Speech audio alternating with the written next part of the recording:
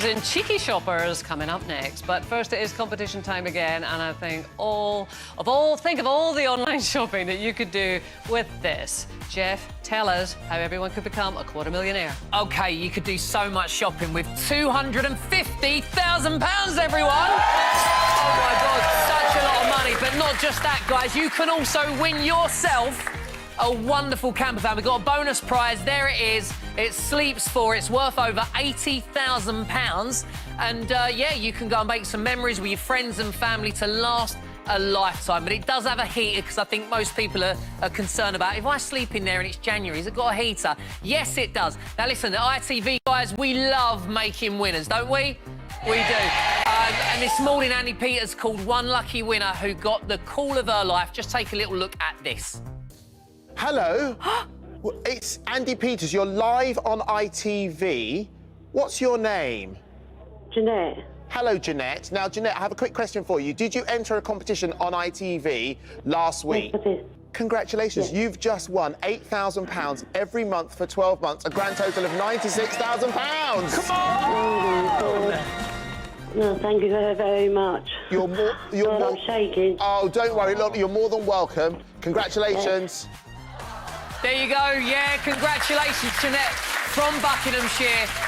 She won £96,000. So if you want to be a winner like Jeanette, all you've got to do is get your entry in and you could be $250,000 better off. Plus, if you get your entry in by 3 o'clock today, you can also be in with a chance of winning the bonus prize, which is a camper van worth over £80,000. So if you want to enter, guys, every reason to, here are the details. Good luck. For another chance to win, text WIN to 80118. Text costs £2.50 plus one standard network rate message. Go to the website, entries cost £2.50. Call 090 112 09118. Calls cost £2.50 plus your network access charge. Or post your name and phone number to Bonus 26, PO Box 7558, Derby, DE10NQ. Entrance must be 18 or over. Lines close on Friday the 11th of July at 3 p.m. Bonus prize lines close today, so get those entries in now. We may be calling the winners live between 7:30 and 1:30 after all entry routes close. Good luck. The opportunity is there, guys. It's in your hands, but the clock is ticking. You've got less than 2 hours to win £250,000 and that wonderful Ford camper van. Guys, good luck. Okay, back to you. Thank you very much, Jeff.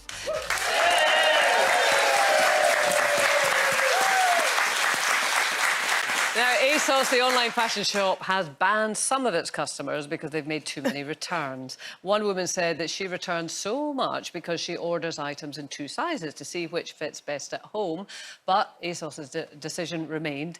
So I don't know whether you think it's fair to penalise people like this or not, Judy. I mean, I have to say it's a generational thing. I cannot be bothered buying stuff online because I can't be bothered returning it, but you love it. Do you know what? I don't love returning it. I must admit, there was last week or so I was returning some stuff and I was literally like, I'm going to start going shopping back in the shops because I always buy a couple of sizes. Yeah. You know, being plus size, I like to make sure that I'm comfortable with it because everything's different. Sometimes the arms are fine, sometimes the chest is tight. So I'll order a lot and then I will return. But the thing is, the issue with this is if you ban people, you might actually get rid of people that are quite loyal. Well, I think it's a specific number, a small specific number of that people. never buy. Yeah, OK, yeah. I'm not in that group. I'm OK. Yeah. I think there's... and also, if it's a site where you can't physically go and try on their clothes, what else are you going to do? And I think there is a lot of kids now that buy it, take a picture of themselves in it at home, this is my new outfit, and then they just send it back again. And they've no intention of buying it. Yeah. Well, that is a serious Is that problem. a thing? Yeah, I would assume that's a thing. I think that's kind of like a TikTok thing, isn't it? You buy a lot of stuff, you try it on, take the pictures, make the content, and then just send it all back. Wow. Yeah. But I personally love going in a shop, and the amount of shops I go in now, and I say, have you got this in this size, or have you got that? And they say, oh, no, it's only available online, or go online. I'm like, you, I want to try it on, I want to feel it, I want to smell it, touch it, I just want to know what I'm buying. And as you're saying that, it's made me think, I've had this trauma picture in my head. I don't know if anyone's old enough to remember communal changing rooms. What, everyone got changed? Everyone. See, if I was next to you, I would have just died. Oh, my God. No one looks good under changing room lights. They are horrific. I know. Look at Judy's face. That's how I used to feel. That is how I used to feel.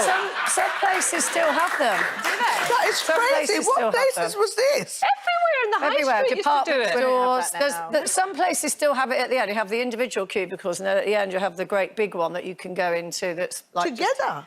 Yeah.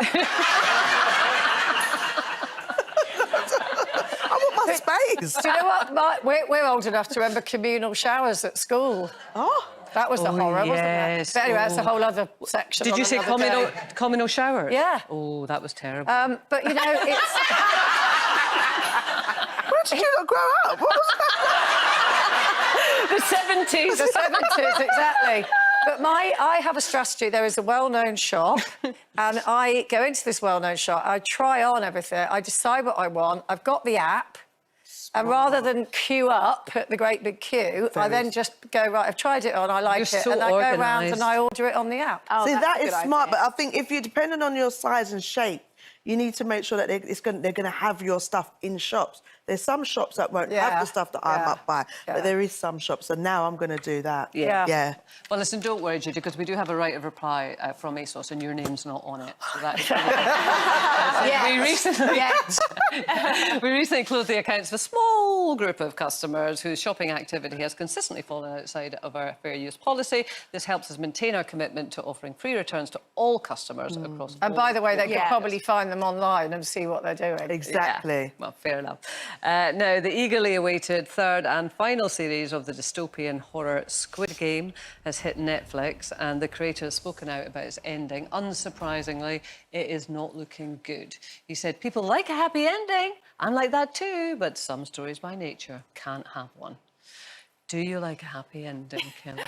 About 10 years ago, I was asked to write a book about, you know, my life so far, like an autobiography. And when I went for the meeting, I remember that the publisher said to me, we really want to go down the lines of like a misery memoir. And I didn't even know that was a thing. And apparently this is really popular. And the whole book had to kind of like highlight the struggles in my life and the kind of adversities that I'd gone through. And I said, well, I don't mind, you know, talking about some of this, but please, can I just have a happy ending? And I remember when we published it, my mum said, you never talked about that lovely holiday we took in Cornwall.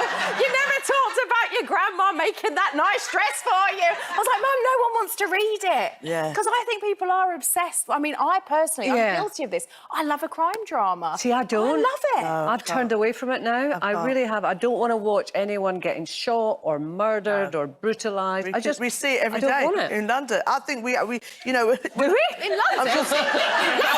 I know what you mean. Do you know what I mean? Not just London, but I mean in general. We see so much sad stuff that I think I don't mind if an ending of a show has got, you know, a sad moment, but it's something that can give you some kind of like, I don't know, self-reflection, some motivation, or make you think about life. You know what I mean? If you can connect to it. But I do think we're in a time at the moment where everything is trauma porn.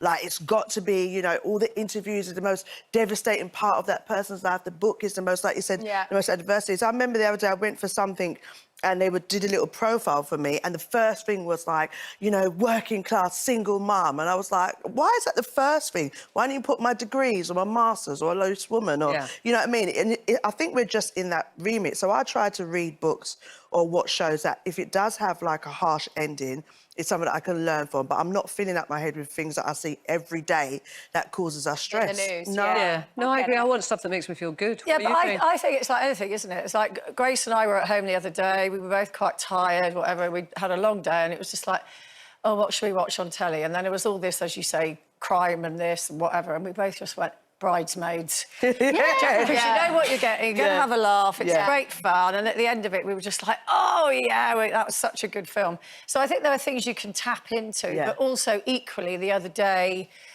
I'm not going to say what it was in case anyone's not seen it, but I went to see a movie and there was an element of it where I was thinking, are they going to turn... The mother was sick And it was like, is it going to be suddenly like, we've got a miracle cure for your mum?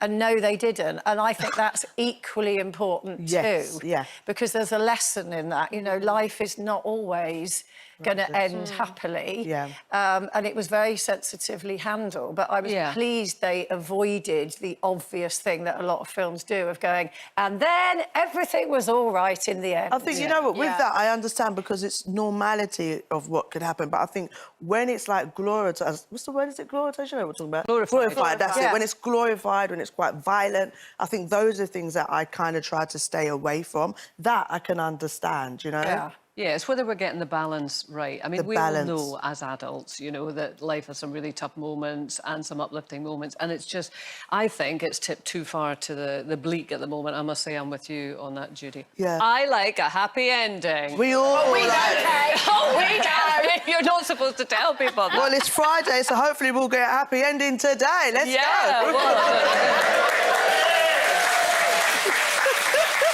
absolutely. Well, girls, it is time for us to dance off into the sunset for yet another week. Yeah. Let's go. Yay, Are we really there we go. dancing? No. What? Are we really dancing? Hey, let's go. Come on. Yeah, that's it for today. Yay! Go, Judy. Next week, we're joined by Kim Kardashian's business partner, Emma Greed. And it's a family affair. Denise's daughter-in-law-to-be, Gabriette Bechtel, will be here. They will have all the gossip from Glastonbury too. Have a fabulous weekend. Enjoy the sunshine. Goodbye.